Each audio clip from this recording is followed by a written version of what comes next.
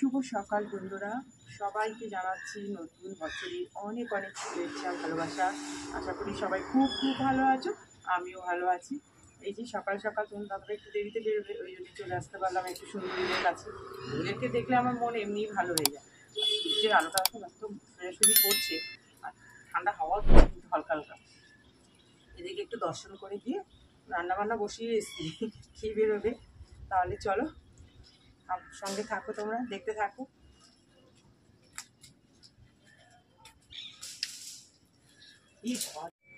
এই দেখো গরম গরম আলুর পরোটা আজকে টিফিন আর সস দিয়ে, যে এটা দুটো মানে একসঙ্গে করে ভেতরে দেখো আলুর স্টাফারটা পুরো দেওয়া আছে একদম ভর্তি করে। এই জন্য এরকম করে ভাজলে খুব সুবিধা হয়। এখন এটা গরম গরম আলুর পরোটা খাওয়াবে। আর আজকে দেখো জানলাই খুলতে পারছি না, তো হাওয়া মারছে। রোদ উঠে গেছে কিন্তু হাওয়া দিচ্ছে খুব। গরম গরম আলুর পরোটা খেয়ে এবার রান্নায় চলে আসলাম। ওদিকে ভাত বসালাম, এদিকে অল্প একটু চিংড়ি মাছ ভেজে নিয়েছি।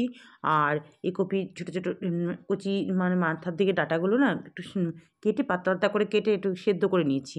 আর দেখো আলু, বেগুন, মূলো, শিম এইসব দিয়েই তরকারিটা করছি। একটু চিংড়ি মাছ দিয়ে তরকারিটা না খুব ভালো হয় খেতে।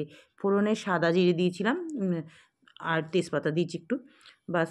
আর এবার সবজিগুলোকে খুব সুন্দর করে ভেজে নিয়েছি, দেখো ভাজা হয়ে গেছে আমার। আর গুঁড়ো মশলা দিয়ে দিচ্ছি, জিরে গুঁড়ো, নুন, হলুদ, একটু সামান্য একটু চিনি, আর এই তো আর একটু রেড চিলি দিয়েছি, কাঁচা লঙ্কা দিয়েছি কেটে মাঝখান দিয়ে চিড়ে। এবার একটু মশলা দিয়ে একটু নাড়াচাড়া করে নেবো। তরকারিটা খুব মানে বেশি ভালোবাসা হচ্ছে তোমাদের দাদাভাই তরকারিটা খেতে, ওর নাকি খুব ভালো লাগে।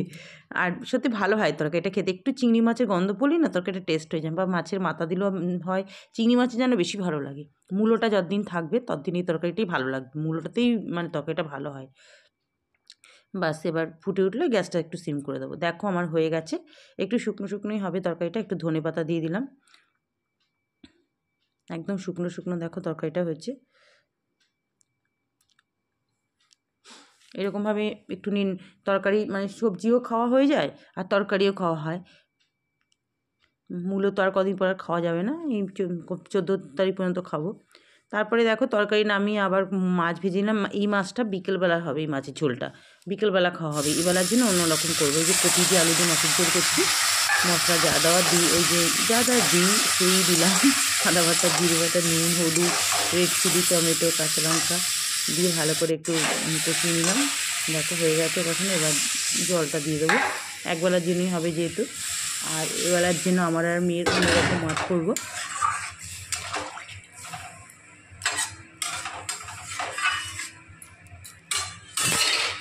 বাস এবার মাছগুলো দিয়ে দেবো। আর ঝোলটা ফুটে উঠলে তারপর তো ধনে পাতা আছেই, সেই ধনে পাতা তো দিতেই হবে। এই দেখো বলতে বলতেই ধনে পাতাই দিয়ে দিলাম, ধনে পাতা। বাস মাছের ঝোল আমার হয়ে গেল। এখন এই আলু ফুলকপি মাছের ঝোলটা খুব কমন, অনেক দিন ধরেই হচ্ছে এটা। এবার দেখো যে কড়াতে তেল গরম করে, সর্ষের তেল গরম করে তো রসুন থেতো করে দিয়ে দিলাম, ভেজে নিয়েছি রসুনটা।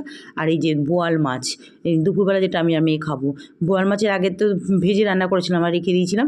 এবার এইটাকে যেমন করে চিকেন রান্না করি ঠিক সেই জিনিসগুলোই দিয়েছি, দিয়ে ম্যারিনেট করে রেখে দিয়েছিলাম। মানে আদা বাটা, জিরে, নুন, হলুদ, রেড চিলি, একটু কাঁচা সর্ষের তেল, টমেটো সব দিয়ে নুন দিয়ে সুন্দর করে ম্যারিনেট করে রেখে দিয়েছিলাম কিছুক্ষণ আগে। এবার ওই তেল দেখলে তো তেল গরম করে রসুন ভেজে দিয়ে দিলাম। বাস এবার ঢাকা দিয়ে দেবো। জল বলতেই মশলা ধোয়া জল একটুখানি দিয়ে দিলাম। এবার মাঝে মাঝেই না গ্যাস মানে ঢাকা দিয়ে আর গ্যাসটা সিম করেই রান্না করতে হবে। খুন্তি দিয়ে মাঝে মাঝেই 5 মিনিট অন্তর অন্তর নাড়াচাড়া করে দিতে হবে। বন্ধুরা তোমরা এইভাবে করে দেখো। আর গরম মশলাও এর মধ্যেই দিয়ে দিয়েছিলাম, মানে ম্যারিনেট করার সময়। পুরো মানে আমার মেয়ে তো খেতে বসে বলছে ওনাকে চিলি চিকেন ফিল অনুভব করছে।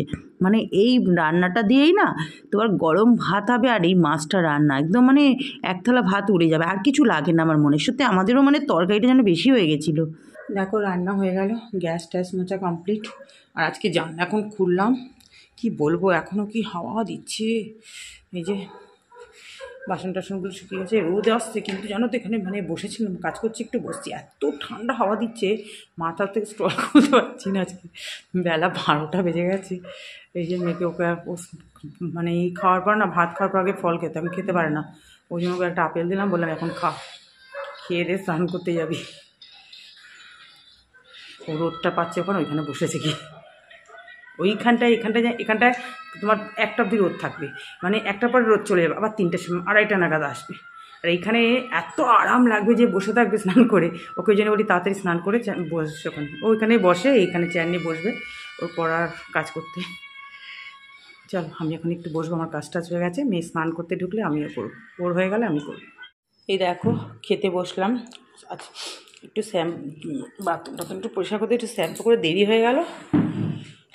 দেখো এই যে ভাতটা একটু গরম করে নিলাম, কারণ আজকে ওয়েদারটা এত ঠান্ডা ঠান্ডা, তরকারিটা একটু গরম করে নিয়েছি, ভাতটা একটু, ওগুলো তো পরে করেছি। আর এখানে পাঁপড় আছে, পাঁপড় ভেজে নিয়েছি, চাটনি সব নিয়ে খেতে বসে গেলাম।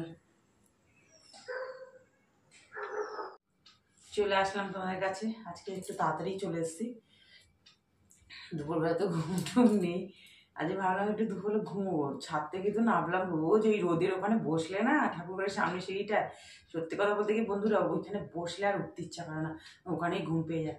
তারপর দেখছি বাবা আসে, তাকাচ্ছে, দেখছি এদের বাড়ির ছাদে, এদের বাড়ি সবাই জামা কাপড় দিয়ে চলে গেছে, 4টে বেজে গেছে। আমি ওখানে মোবাইল দেখতে, রোদের মধ্যে পিঠটা দিয়ে মোবাইল দেখতে দেখতে 4টে বেজে গেছে, খেয়ালই করিনি। তারপর জামা কাপড়টা নিয়ে এসে ওপরে লক ঠক করে আসলাম, এখানে আমার লক লক করে জামা কাপড় টাপড় বোঝা যায়। 4:15 হয়ে গেল, 15-20 কাছাকাছি। আর কি শোবো, মেয়ে তখন দেখছিলাম ও ম্যাথ প্র্যাকটিস করছিল, তারপর আমি বললাম একটু শুয়ে পড়, শুয়ে তো তারপর কিছুক্ষণ মধ্যে আসলো, আমিও করতে করতে সন্ধ্যা হয়ে গেল, আর ঘুম নেই। তারপর জল টল ভরলাম টুলাম, সন্ধ্যে এই যে চা নিয়ে এখন বসলাম। তোমরা আজকে অনেকেই পিকনিক করতে গেছি, কেউ কেউ পিকনিকে গেছে, সব 31 পিকনিকটা বেশিরভাগ করে, তারপরে কেউ কেউ ঘুরতেও অনেকেই গেছে। আজকে কিছু অফিস ছুটি আছে, কিছু অফিস ছুটি নেই, আমাদের হাজব্যান্ডের অফিস ছুটি নেই, মানে ওরা আজকে দেরিতে যেতে পারবে, কোনো অবজেকশন নেই, আজকে একটু দেরি করে বেরিয়েছে ওই জন্য। কিন্তু আমি আবার বললাম দেরি করে বেরোতে কি, সকাল সকাল টাইমে গেলে আমারও কাজটা ঠিক মতো হয়ে যায়, আর যদি ফেরত তাড়াতাড়ি আসবে ঠিক আছে, হয়তো আজকে চলে আসবে, তাড়াতাড়ি চলে আসবে, 1 জানুয়ারি তো একটু তাড়াতাড়ি চলে আসবে। ঘরে দেখো অতটা ঠান্ডা লাগছে না, বাইরে কিন্তু ঠান্ডা আছে। আমি বারান্দায় যখন গিয়েছিলাম, বাড়ি বারান্দায় বেশ ঠান্ডা লাগছে, মানে পূর্ব দিকে খোলা তো গ্রিলটা, হাওয়াটা আসছে, তাই বুঝি যে ঘরে কিন্তু দরজা জানালা সব তো চারিদিকে বন্ধ, ঘরে কিন্তু এখনো ঠান্ডা লাগছে না। ঠান্ডা লাগলে তো আমি গায়ে দিতাম, কালকে আমার কিছু লাগছিল না, কালকে খুব হাওয়া দিচ্ছিল, তো ওই জন্য হাওয়াটা দিলে না ঠান্ডার মধ্যে হাওয়া, সকালবেলা হাওয়া দিচ্ছিল, এখন হাওয়াটা অতটা নেই, দুপুরের পর থেকে দেখছি হাওয়াটা নেই। রোদ, আর খুব ভালো রোদ উঠেছিল, পরে দারুণ রোদ উঠেছিল, ওই জন্য তো 4টে অবধি ছিলাম ছাদে।